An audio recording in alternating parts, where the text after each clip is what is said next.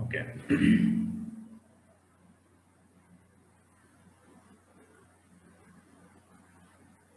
Fine.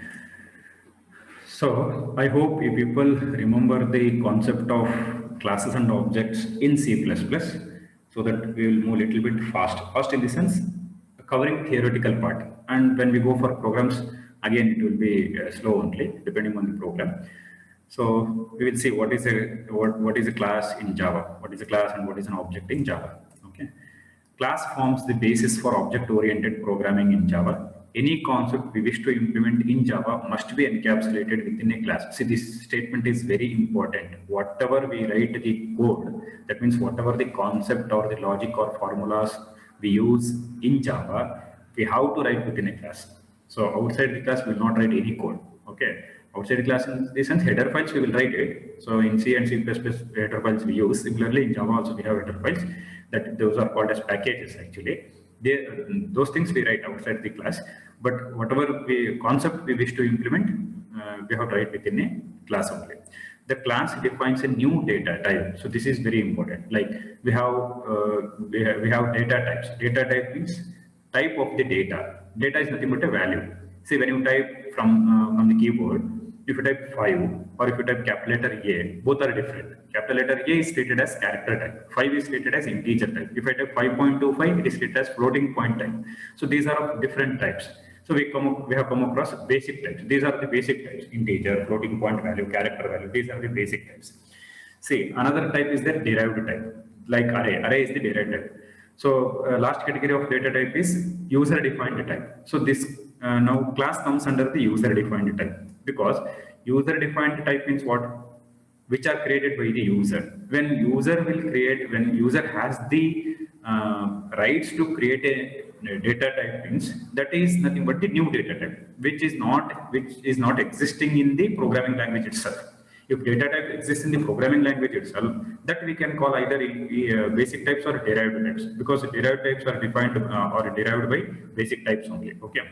But if user only creates a new data type which is not present in programming language, then that is called as new data type, and it can be created by using the keyword class. So it says class defines the new data type. Once defined, this new type can be used to create objects of that type. Okay. See, when we use the basic types, in front of data type, whatever we write, it is called as a variable. And when we use the user-defined type, when in front of user-defined type, for example, class, here we will consider the example class. In front of class name, whatever we write, those are treated as objects. It is not a variable. Syntax, same thing we use, data type, variable name. But in case of classes and objects, we have to call it as class and object. Class becomes the data type, object becomes the variable, we can say. So once defined, this new type can be used to create objects of the type. A class is a template for an object. An object is an instance of a class. A class is declared by using the keyword class. So about these two sentences, we come to know in the program how it is, why it is called as instance, why it is called as template. We will come to know. Okay. So if I want to declare the class, so first we need to follow the syntax. Okay. So we will see how the syntax looks like. We will compare with C++ syntax also. See, first sentence is class name. Okay. Class is a keyword, class name is an identifier. Again, we are coming to the concept of identifier. So we are coming to the concept of identifier. Say whenever we come across the concept of identifiers, okay, so you have to remember the identifier rules. So once again I will tell you, okay, the identifier rules, okay, so that we should not forget at all. Okay, so wherever I say identifier, we have to remember these rules. That is, blank spaces not allowed. Okay, then symbols except underscore is not allowed. Okay. Then keywords are not allowed. Actually, if we change the any letter of the keyword in capital letter, that becomes identifier. But generally programmers will not do. So only they are telling keywords are not allowed. Okay, the programmers will never use the keyword as an identifier, even though that facility is there. Okay, because let ourselves not make the confusion with the keyword and the identifiers. Okay, blank space is not allowed, symbols except underscore is not allowed, keywords not allowed, and this is one important. First character, okay, should not be digit. First character should not be a digit. So we have to remember these four rules whenever we write the identifier, and wherever I call this particular programming element is an identifier, these four rules should come into your mind. Okay, blank space is not allowed, symbols except underscore is not allowed, keywords not allowed, first character should not be a digit. It can be a capital letter or it can be capital letter or small letter or an underscore. Okay. Now here coming to the class concept. So in the syntax they are telling class. Class is a keyword. Class name is an identifier. So keyword means predefined words in programming language. So we have to remember as it is. We should not change any letter of the keyword in capital letter. Okay. So wherever we write class, we have to write in lowercase letters. Then class name is an identifier. Okay. Next type instance variable 1. Here whenever we declare the variables within a class, those variables are called as instance variables. Okay, variables declared within a class are called as instance variables. So wherever we declare the variable, compulsory we need to write the data type. So type is nothing but the data type. Okay, and this type can be a basic type or a derived type or user defined type. Next, see after creation of instance variable, next we will go for the methods. See here, when we compare with the C++ and the Java class declaration, they have not mentioned the access specifiers private, public, and protected. Right here, they have not mentioned private, public, and protected. In Java, in addition to 3 access specifiers, private, public, and protected, one more access specifier is there. That access specifier itself is no access specifier. That means if you don't mention any access specifier throughout the class, also it works. So it is called as default access. The name is called as default access. So here in the syntax they are not given. If it is necessary to use access specifiers, then we can use. Otherwise, without access specifier, we can write the code. Okay. So even instance variable as well as methods we can write without access specifier. So it is called as a default access. In packages chapter, we will study about in detail how these things work, and in inheritance chapter also about access specifiers. Okay. Okay. So method name 1, method name 2. That means we can write the complete method in the class. Right. We can write in n number of methods, then close the class. Okay.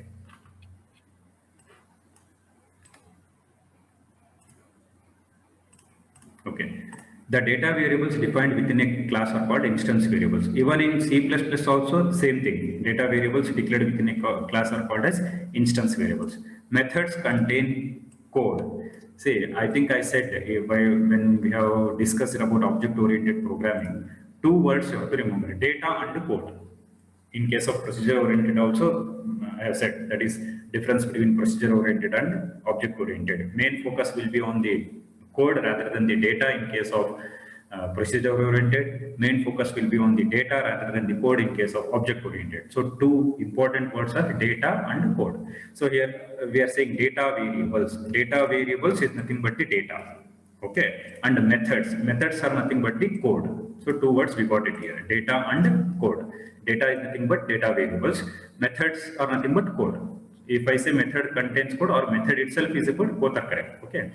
The methods and variables defined within a class are called as members of a class. So in case of C++ also, in C++, for the word method we are using function, that is member functions. Okay. Here methods, only term is different, remaining functionality is same. Whatever the functionality present for functions in C and C++, same functionality is present for methods in Java. Next.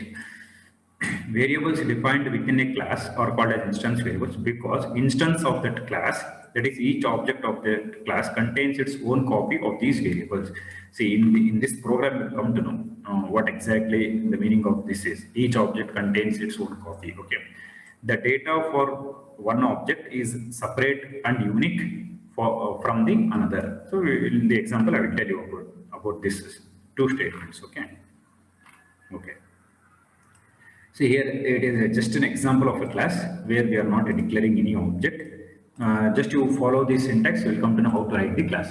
Class name, class is a keyword, box is the class name, and this is an identifier. If you check the identifier rules, it is matching. First character, it is not a digit. We have used capital letter. Yes, capital letter and small letters can be used. Blank spaces are not used. Yes, and it is not a keyword. Symbols except underscore is not allowed. So underscore symbol is not compulsory. If you want to use the symbol, then use underscore. Other symbols are not allowed. Yes. So box is an identifier, correct identifier. That is valid identifier. Class is a keyword. Then opening brace, which indicates the starting of the class.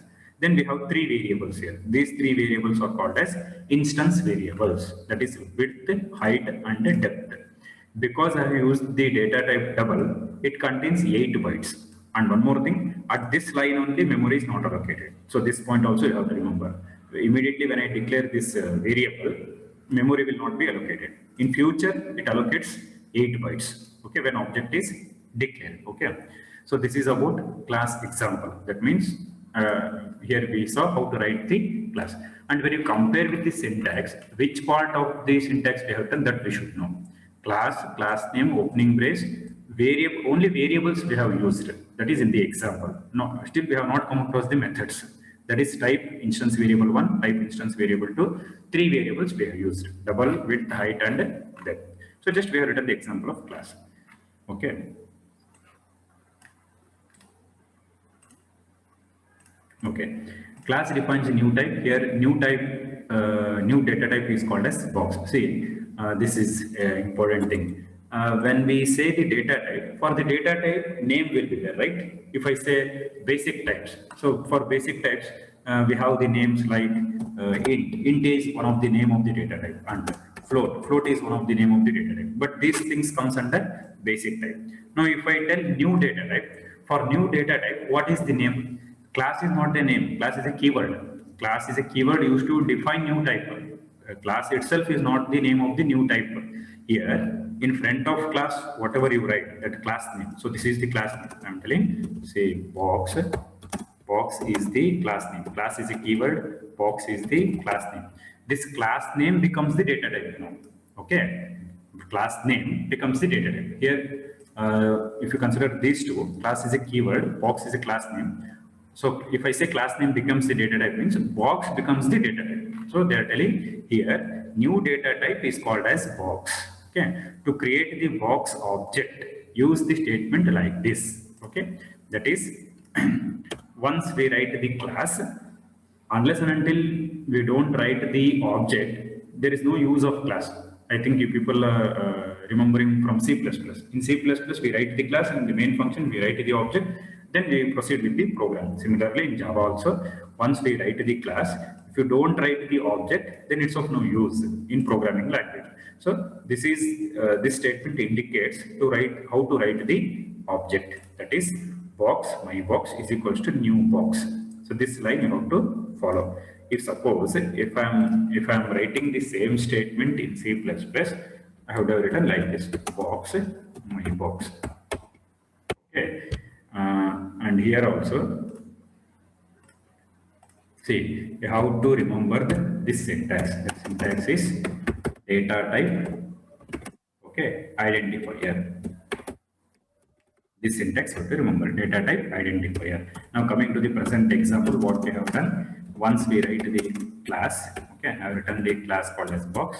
Okay, so inside the class I have written some code. Okay, that is creating variables.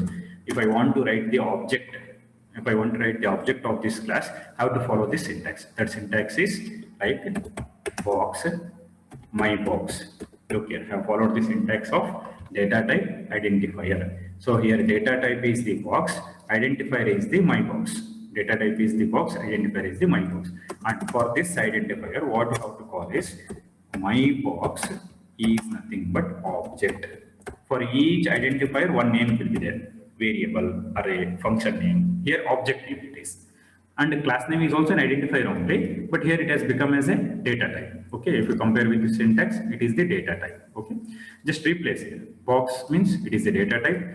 My box means it is an identifier, and my box is called as an object. So this much we can write. But what they have done in the document, like box, My box. Yes, object is created, I agree. But still, it is proceeded, that is equals to new box. So this much code we are saying in the document, right? Why we are using new keyword means to give the memory, to allocate the memory. Say, I think I have said that if we write this much in Java, okay, that too particularly when it comes to classes and objects, this is called just a declaration where we do not get the memory. Remember, where we do not get the memory. When I write the new keyword, we get the memory. So they have proceeded. That is box, my box is equals to new box. Okay. Now we will see what exactly it is. Okay. Box, my box equal to new box. Create a box object called my box. Okay. Next, see here, a new box. This statement you consider, that is right, RHS part of this expression. So this is the LHS part of the expression. This is the RHS part of the expression. You consider the RHS part. New box will be an instance of the class. Okay, new, this line indicates instance of the class. So we have come across the word instance, right? This line indicates the instance of the class. So what happens here is we can create another object like this. Okay. See, why we are using class concept in programming languages. One example, I will give best example. If I want to construct like two or three houses with the same structure, nothing change in the structure.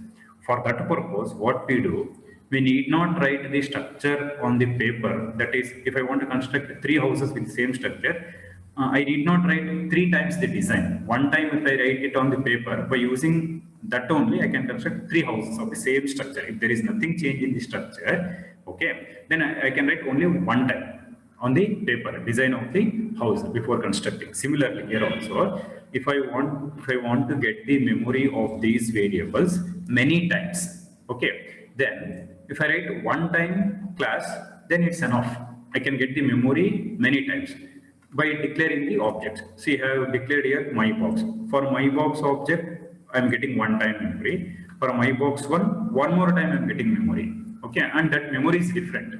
Memory for my box is different from memory for my box one. Okay.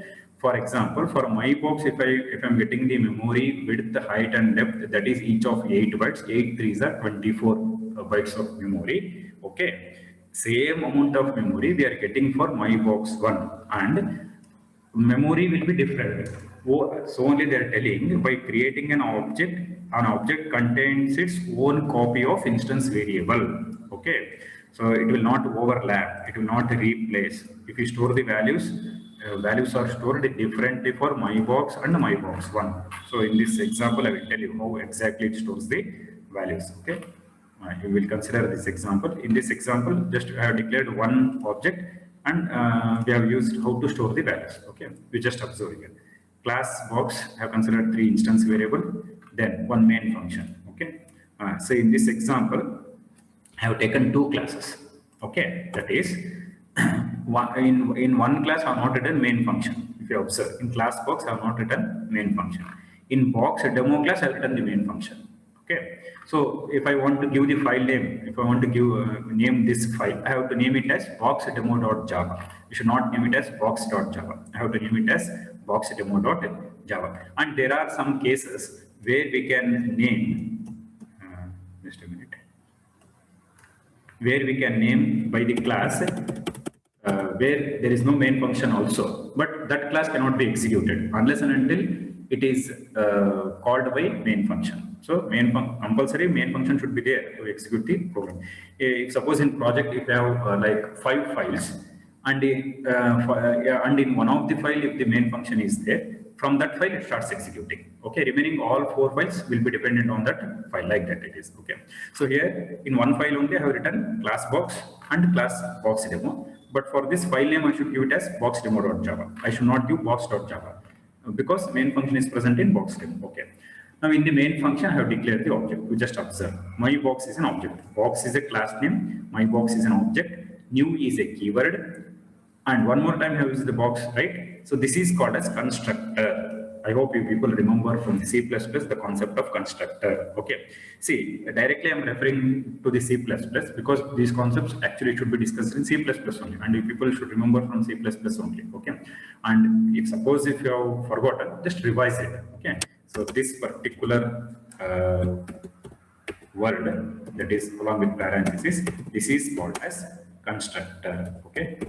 I hope you remember the concepts of constructor. Constructor will be having the same name as class name. Okay, and it is used to initialize the objects of the class. Okay, so box is the class name. Constructor name is also a class name. Okay, and if you see in the class, that is not actually not, it is not present. Box constructor is not present. It is treated as a default constructor. Compiler itself will supply that constructor, even though it is not present in the class. Now you just come to the diagram directly, so you'll understand better. Okay.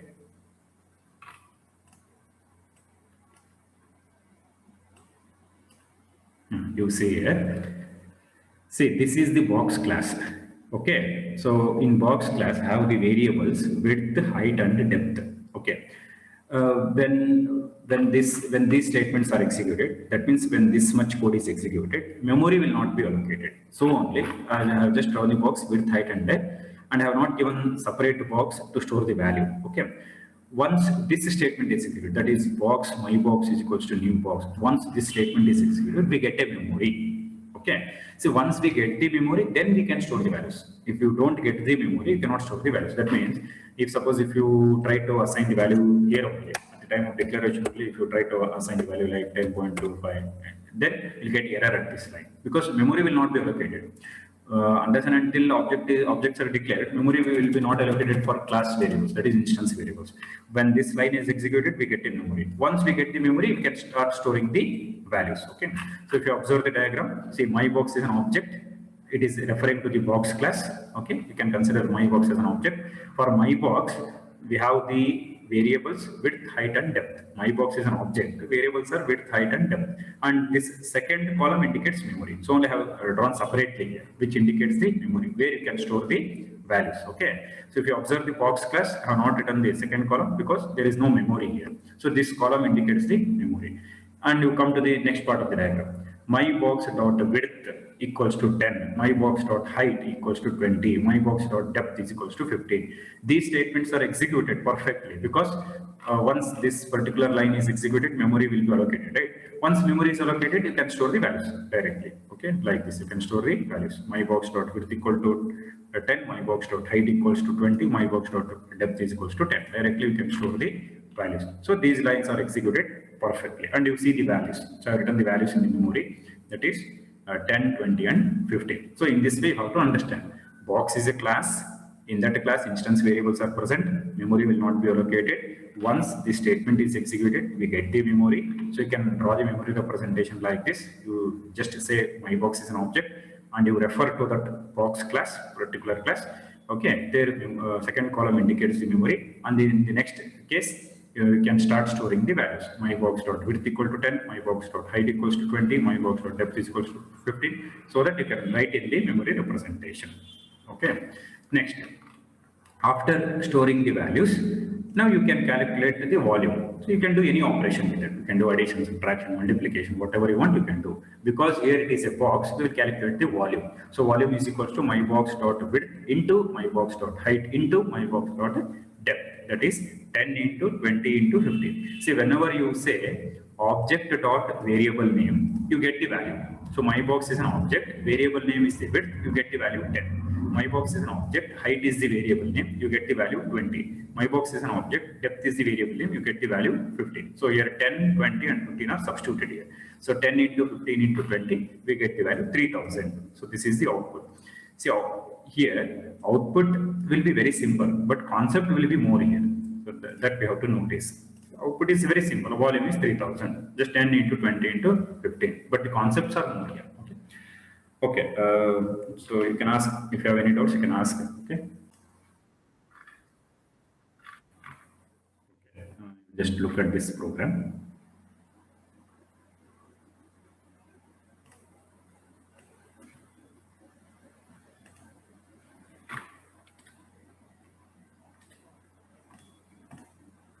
Just a minute.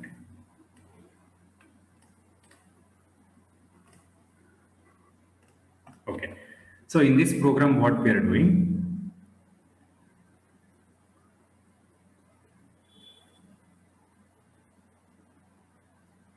okay, so before that program, here we have one statement. So it's very important statement, that is, each object of class box has its own copy of depth, width, and height. It is important to note that, okay, changes made to instance variables of one object will not affect the other. So this is very important. If we are creating many objects, we are getting many memory.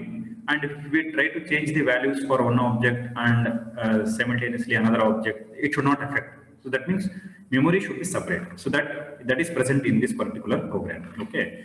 So here what we are doing, class is same. Box is the class name and variables are even same. And in the main function, we are declaring two objects here, my box 1, my box 2. Okay.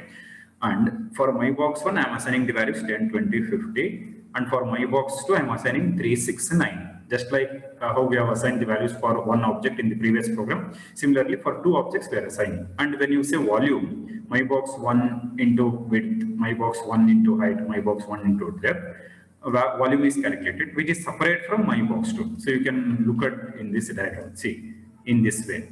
One more object I have created in this program, and for that object I am giving the values. When you give the object, when you give the values for the object, it will not affect the first object. So that is the important thing what we have to notice in this program. So you just look at this line. Box my box 1 is equals to new box, right? One object is created. Box my box 2 is equals to new box. Another object is created. So my box 1, my box 2, two objects are created. When two objects are created, how we have to consider is, for my box 1 we are getting width, height and depth, one set of memory. For my box 2 we are getting again width, depth and height, another set of memory. Okay. If you give the values are stored separately. You just look at this sentence. My box 1 dot width equal to 10, my box 1 dot height equals to 20, my box 1 dot depth is equals to 15. Okay.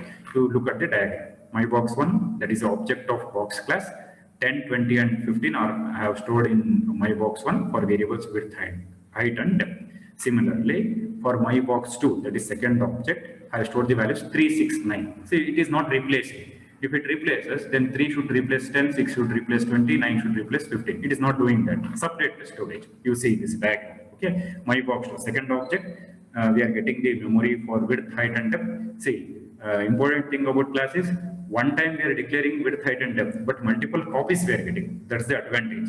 If you declare 10 objects, 10 copies you will get. 10 separate set of memory you are getting. Okay. See, 3, 6, 9 values refers to the my box 2. And once you calculate the volume also, separately it is calculated. That is 10 into 20 into 15, 3000. 3 into 6 into 9, 162. So that we are getting in the output. See, it's a very simple program. When we compare with the last program, it's very simple. That is, two objects are created and we are assigning the values for two objects. So values are stored separately. Okay.